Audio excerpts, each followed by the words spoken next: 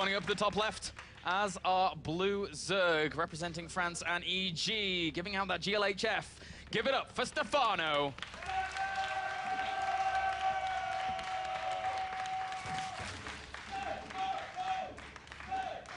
All right. When does MVP's 2 Rex come out? Which map? Which map does MVP 2 Rex on? Doesn't look like it's going to be this one. But we'll keep that in consideration for the rest of the series. Yeah. MVP currently leading 2 wins to 1. The first player to get 4 wins will be our champion here today, claiming that $20,000 first place prize goes as #1 in Europe over to the Korea finals. I'm sort of surprised that it won't be this map, actually, because this map's a tough one for Terrans. Of course, there is a lot of dead space around the map, so you can get drops in positions a little bit easier. Admittedly, Yeah. Stephano knows that he'll position his overlords in turn, but still, securing bases as a Terran on this map can be really difficult. Unlike Newkirk, Stephano decided to scout in anticipation of a potential 2 racks to go 3-1. In trade-off of not scouting, he sees the barracks been placed down. Depending on how he goes with this drone, he may go in to check the gas. And I think he really should. I mean, it's a little bit wasteful to go home without checking it. We'll see if he does, though, because right now, without seeing the gas, he doesn't know if this is one barracks command center or if a gas has come down. The difference between both is astronomical.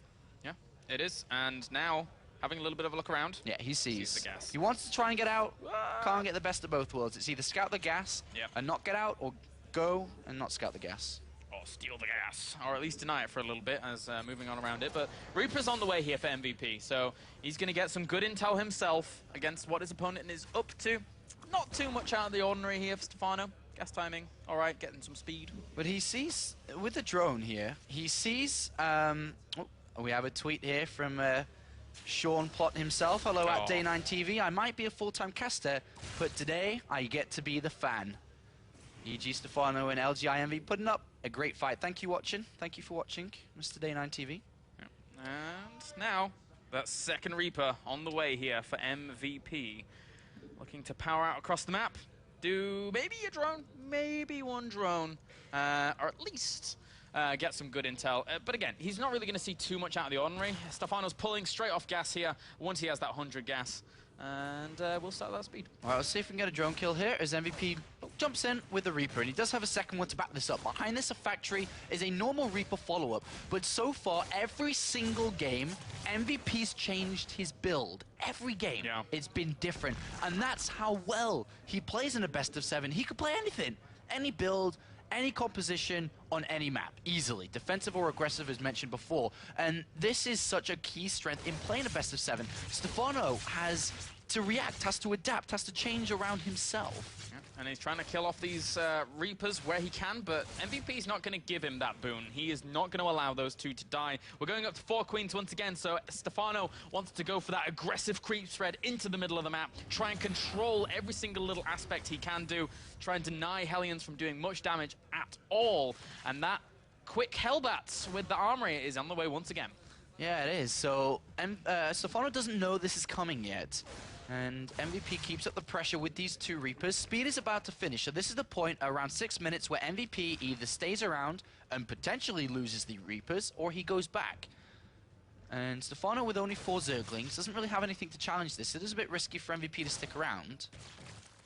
And he's going to poke away, and, well, he's going to bring those Zerglings out, but still, the Roach Warren does go down once again. So, and this is actually more Akalon Waste akin timing to what we saw in comparison to Newkirk Precinct. Running on back with these Zerglings.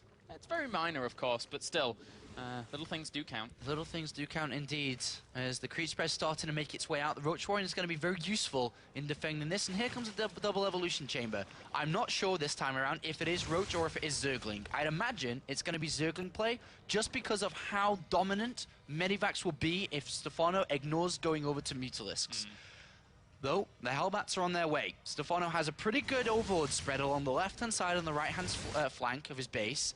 Potential spawning overlords. Very, very good spots indeed. And a few Roaches now on the way out here just to try and keep himself well defended. Stim starts up behind this for MVP. Slight supply block, but not too much in the end, as he is already producing those Hellbats anyway. Speeding on out, sees that Starpot without an add-on, so I think he's pretty sure he knows what's coming, to be honest. Yeah, well, he should do for sure. He's got to be careful not to send these roaches out too far. Otherwise, the Hellbats, of course, will just pop in. Stephano spots the starport. This should be good enough to tell that the reactor's still in the factory. This is probably going to be Hellbat drops again. 2 Spore Corals get started. And this looks like the medevac is going to be spotted by the Overlord. Great positioning here by Stephano. And where is Roaches going to be by the time this gets ready to drop? Yeah, those Spore Corals are on the way, as you said, and with that now, the Roaches coming back along with the Queens to actually support. Once again, focusing down fantastically there on that medevac with that Queen, forcing the liftoff. He couldn't get a single drone kill, so nicely done. 1-1 Zergling upgrades is the choice for Stephano, going over to Zergling Muta, as expected, eventually going over to the Mutalisk.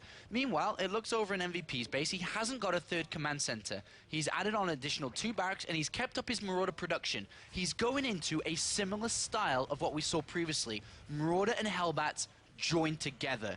The key to this is going to be a lot of units and seeing this way before it comes. If he doesn't spot this early enough, this could actually kill Stephano's 3rd base. And in that regard, Stephano probably loses the game. It's going to be very important for him to realize what's going on. Yeah, the edge just completely is given then to MVP. And whilst I was saying, hey, it's hard for a Terran to take a 3rd base, it's also pretty hard for Zerg to take a 3rd base on this map as well, as the Hellbats start to do the damage they want to.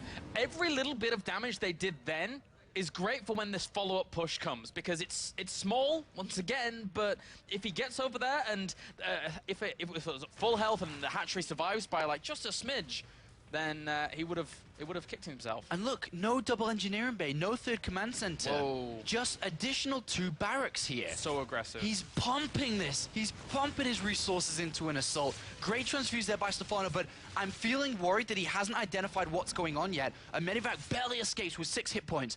Stephano's going to need more Banelings than what he has currently. His creep spread's decent, but it only extends to about, less a quarter of the map at this point. He needs to push this further. He needs to be able to engage properly. He's currently droning 10. He's actually going to drone over to his 3rd base. He has no idea until this very point. He needs to bring that Overseer up. He needs to see those extra barracks there. He sees one of them. He sees the... Well, I mean, he sees an extra 4 barracks. He needs units. It's coming already. And right now he has 2-2 on the way. I fear he doesn't have enough army supply at this point. 33 army supply for Stephano against 68. Oh. This is a killer push, and he may not have identified it early enough. That's so much here. He starts 2-2 upgrades, but he needs to save every single last morsel of production he can, every single last resource. It put those into units. The Spire's already been seen behind this as well. And he's bringing SCVs. MVP knows that this could be the killing move here. If this 3rd goes down and those Banelings do not get the connections that they want to, then this is going to be catastrophic. And they don't. The army is retained. MVP pushing on, really pushing back those roaches right now, doing so much damage here to this location. And I don't know if these roaches can hold it. Stephano makes the hold. He has 2-2 upgrades and a Spire. This time he's not opting to go for Mutalisk. He's trying to get the Banelings out. We'll see if he can hold. He needs to hold. Where is the holes that we see from Stephano game in, game out? He has a supply advantage to the point. If he comes crushing into the Marines and then reinforced with a lot of roaches and Zerglings, he may be able to do it. 16 roaches were in the production just there. He's slowly but surely holding this off. There's only been 12 workers actually being killed. Sorry, 8 workers being killed here for MVP. The Banelings trying to connect with what they can, but the split here for MVP is so strong. The Banelings really don't get the ideal connections that they want. More roaches trying to flood in here, more trying as best they can to hold this off. But MVP has claimed that ground. He's claimed that ground, but Stephano has a 4th base to the right-hand side, which he can use later on. So it's not that important that that's gone down, but still, Stephano can't lose loose units. He needs these 18 Zerglings he's making. He needs these Banelings that were just cancelled on that right-hand side. 12 Banelings are getting more. Can Stephano keep this up? He's going to lose his 2-2 advantage from his build, but these roaches trying to hold on as best they can. They also need to do the damage as well as save those evolution chambers, as you pointed out. Right now, the roaches are going down, though. MVP's going to do it. He's breaking through. The Banelings, big attacks from Stephano. Is it going to be enough? They somehow come from somewhere. I don't know where from, but at this point, he's for 2-2. The 2-3 might finish. 2-2, and he transfuses that evolution chamber. That's going to be crucial in defending this. Remember, the SCV count's incredibly low, 33 to 50. Stephano's holding for this point. It looked like MVP was about to break through Kalaris. 10, 12 more Zerglings. 2-2 is going to complete.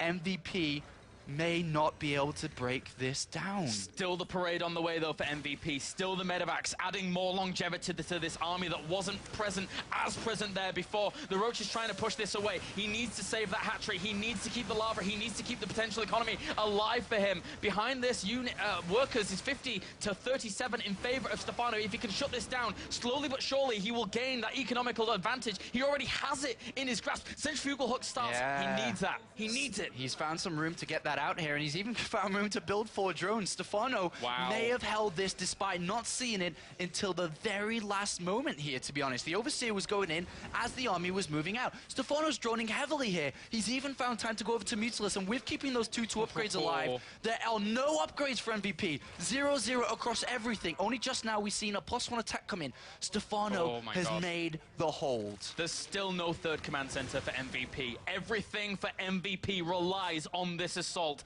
Be it the drops that are already being hunted down by Stephano, be it the aggression that's trying to hit this third base that MVP needs to kill off. He's going to try and go for it. The Banelings actually move forward. Centrifugal Hook's not done yet, though. Stephano wants to buy some time here whilst these Roaches do complement them. Yeah, Mutilus about to come in, and they're going to make things a little bit awkward for MVP here. Even if he loses this base, it's not the end of the world as long as he crushes what MVP has out there, but it's still a very strong force. MVP has the supply lead. Where is Centrifugal Hooks? It's still not ready. It's not. He needs to retain those Banelings constantly, but that expansion is going to go down. The bio finds the surface area. It needs to a fantastic position there for MVP, killing that off. A lot of his bio did dice to some of those Banelings, but there's not really that many Banelings behind. 36 Zerglings in production. And 10 more Banelings. Even if Stephano loses that third, it's not the end of the world. Remember, MVP only has 37 SCVs. He has no third command center. It's not about economy. It's about army supply. So it's all about beating each other's army out at this point. With Centrifugal Hooks done, it's going to be incredibly different to Micro, especially on creep, which still exists, because every single set of energy that he has is mules, because he needs mules.